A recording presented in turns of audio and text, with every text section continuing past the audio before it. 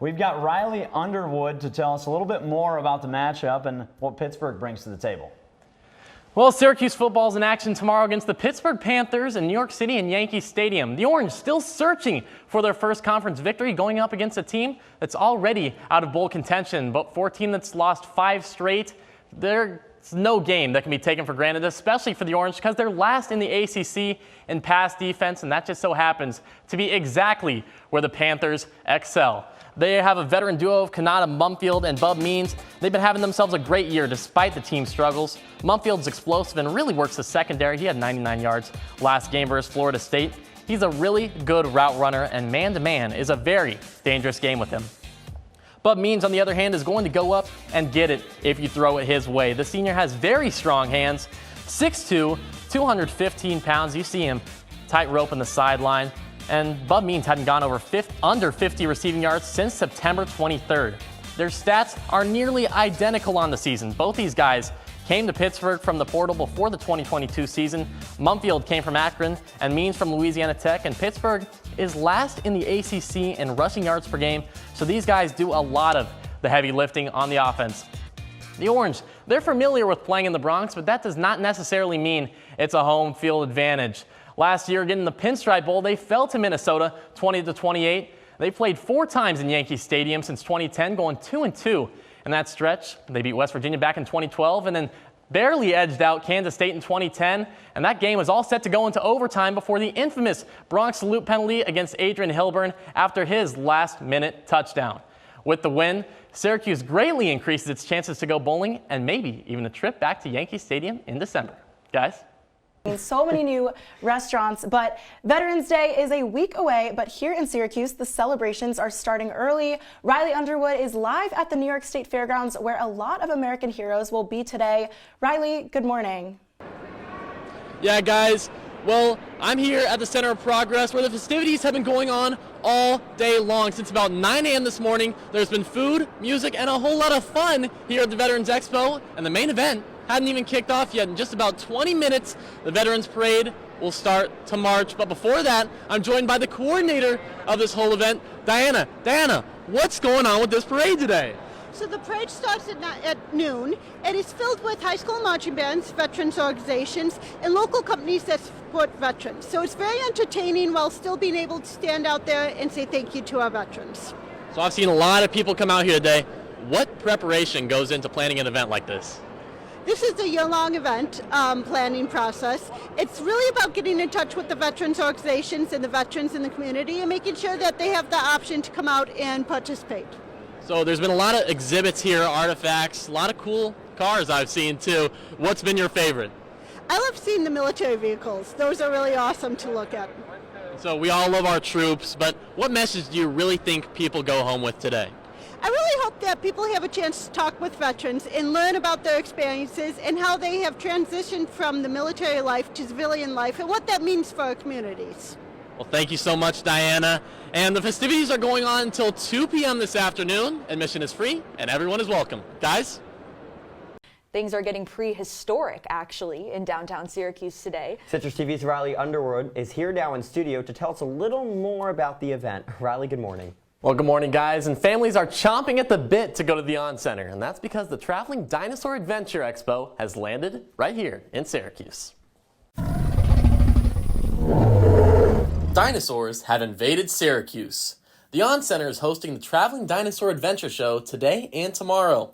The exhibit features lifelike moving dinosaurs, as well as rides, bounce houses, and lots of activities for the kids. Lead dino trainer Darian Davis is looking forward to the adventure ahead. I'm excited. When these kids come and these families come and they see everything, they say, wow, I'm ready for that. I'm ready to put on a big show. They're going to enjoy it. A new location every week can be exhausting, but the enthusiasm for entertaining and educating makes it all worth it. So what inspires me is I was a dinosaur enthusiast as a kid. Very young growing up, seen a lot of movies, almost all the movies, read about dinosaurs, and now that I get to be in an environment where there are actual live dinosaurs and I can show other people, teach them about it, and at the same time bring smile and joy to them, That's what makes this ideal experience. Davis says that making an impact in the lives of children is what keeps him motivated. You know, one of the things that I hear a lot, kids always say, I'm going to remember you forever. I hear that a lot, especially when we have some of our live dinosaurs come out. Yeah. Dinosaur Adventure will be at the On Center downtown today and tomorrow before heading to Cincinnati. Tickets can be purchased online at dinosauradventure.com. Adults are $25 and kids are $35. Children 2 and under are free. Guys?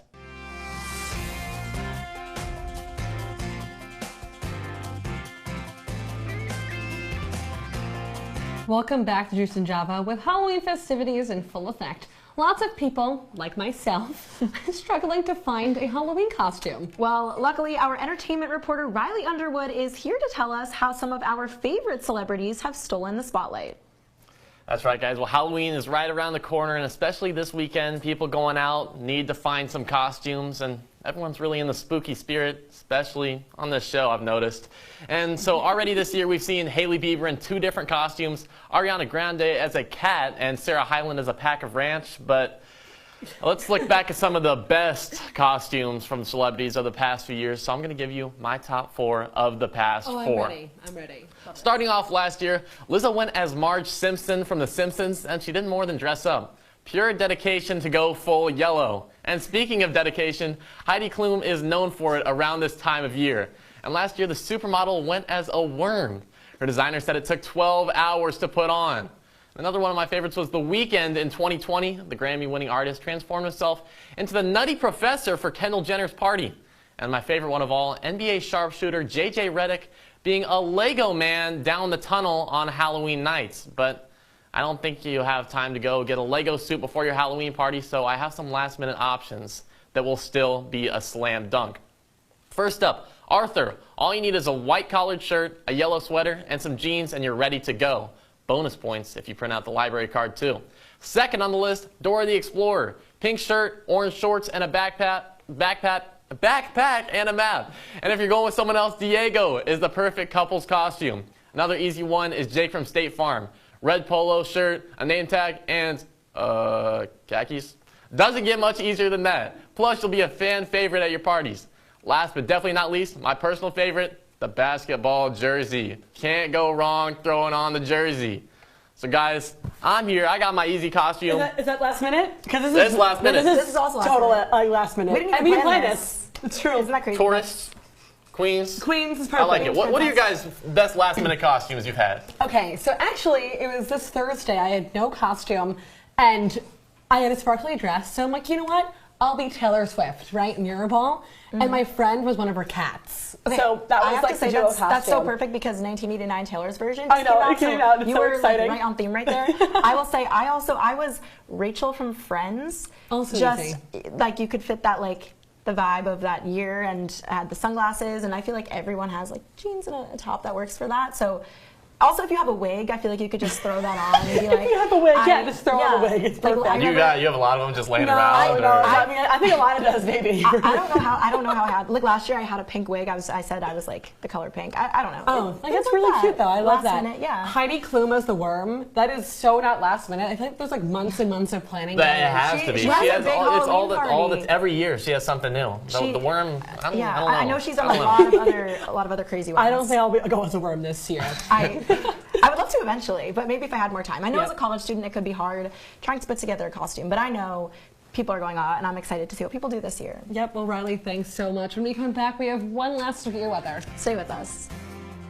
Let's learn a little bit more about this new football coach we have here in Syracuse. Fran Brown introduced today at a press conference at the Lally Athletic Center. So let's send it back to our studios with Riley Underwood. Yeah, well, that's right, Ethan. There's a new head man in Syracuse, and that man is Fran Brown. Brown was announced as the new head coach for the Orange on Thursday. He takes over for Dino Babers, who was fired after just 2 winning seasons in 8 years with the program. But there's still a lot of unknowns about this new head coach. So let's take a look at the Brown profile. He was an all-Southern Conference selection at Western Carolina, and then he spent a couple years with the Cincinnati Bengals playing cornerback. He started his college coaching career as a grad assistant in 2012 at Temple, and then started as the defensive backs coach the next year under Matt Rule. Rule actually recruited Brown when he was coaching at Western Carolina. Then the DB coach followed Rule to the Power 5 ranks at Baylor.